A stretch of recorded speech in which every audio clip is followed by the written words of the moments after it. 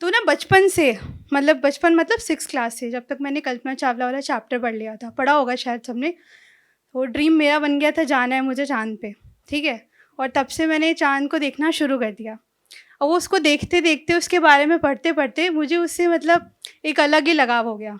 तो कहानी शुरू करती हूँ थोड़ी-सी। तो जब हम छोटे होते हैं, जब हम पैदा होते हैं, तब से लेकर हम जब बड़े हो जाते हैं, यानी अभी तक, कुछ चीज़ें बिल्कुल एज़ इट इज़ सेम रहती हैं, बिल्कुल नहीं बदलती।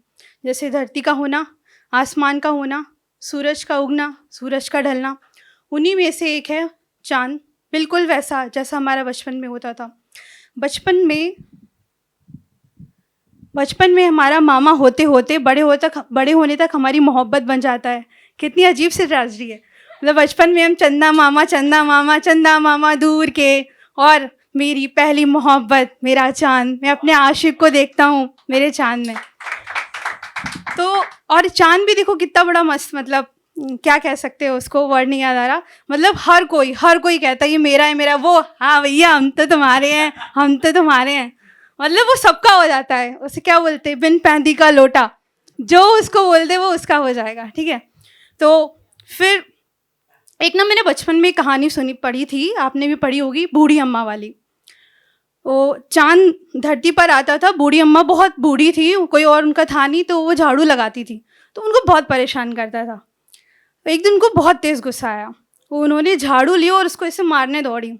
चाँद तो शरारती है, तो झाड़ू पकड़ के उनको ऊपर ले गया। तब से अम्मा वहीं बैठी हैं झाड़ू लिए, चाँद में गड्ढे नज़र आते हैं ना आपको। फिर बड़े हुए तो जाना, अच्छा बूढ़ी अम्मा नहीं है, चाँद पे गड्ढे हैं, अच्छा अच्छा। और इसके पास तो खुद की रोशनी भी नहीं है, वो भी उधार लेता है सूरज दादा से, और वो भी पूरी नहीं मिलती है। पूरी किस दिन मिलती है? पूर्णिमा के दिन। फिर चाँद को हम लोग देखते हैं, पूजा भी जाता है करवा चौथ पे, प्रेम का पुजारी, मतलब उसको देख के तो व्रत तोड़ा जाता है। तो ऐसे ही चाँद को देखते देखते, और वो जो बचपन का सपना मेरा था कि मुझे चाँद पे जाना है, जाना है, जाना है, मुझे उससे बेइंतहा मोहब्बत हो गई। मैं उसमें किसी और को देखती नहीं हूँ। मैं छत पे जाती हूँ तो सबसे पहले उसे ही ढूंढती हूँ, चाँद कहाँ है, आज बड़ा निकला है कि छोटा है। मैं ये नहीं देखती हूँ आज पूर्णिमा है क्या है, वॉटएवर, इसमें मेरा इंटरेस्ट नहीं है। मैं जाती हूँ चाँद को देखती हूँ, आज वो किस साइज़ का है, ठीक है? तो लिखा है मैंने, ओह इंट्रोडक्शन तो रह गया। तो नमस्कार, मैं लेखनी हूँ, लिखती अपने दिल का हूँ। आप सभी को नमस्कार, मैं लेखनी हूँ, लिखती अपना दिल का हूँ, दिल खोल कर हँसती हूँ और उस दिल को पन्ने पर उतार देती हूँ। मैं लेखनी हूँ, दिल और कलम से एक खास रिश्ता बनाए रखती हूँ और उस रिश्ते को आप सबके सामने पेश करने आई हूँ।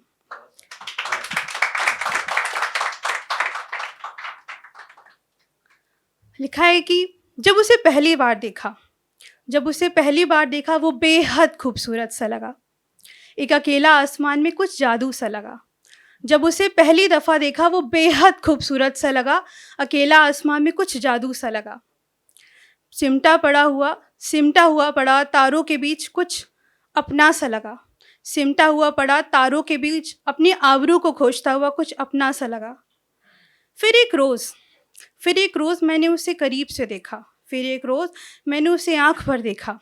वो भी जैसे बस मुझे ही देखे जा रहा हो, टकटकी लगाए, न जाने कितना कुछ कहना चाह रहा हो।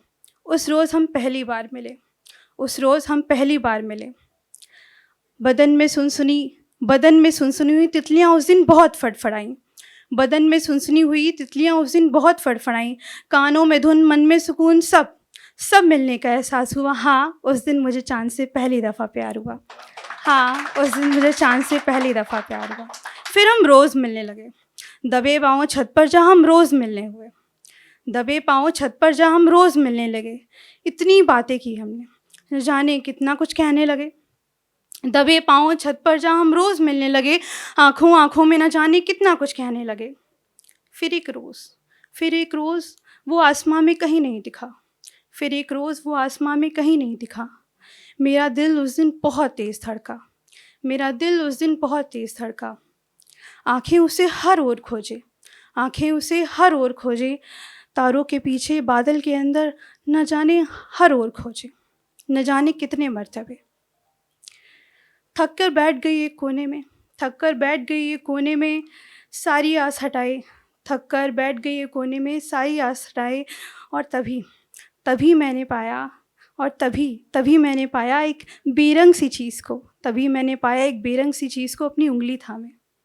झटपट मैंने आंसू पोंछे, गले से उसे लगाया।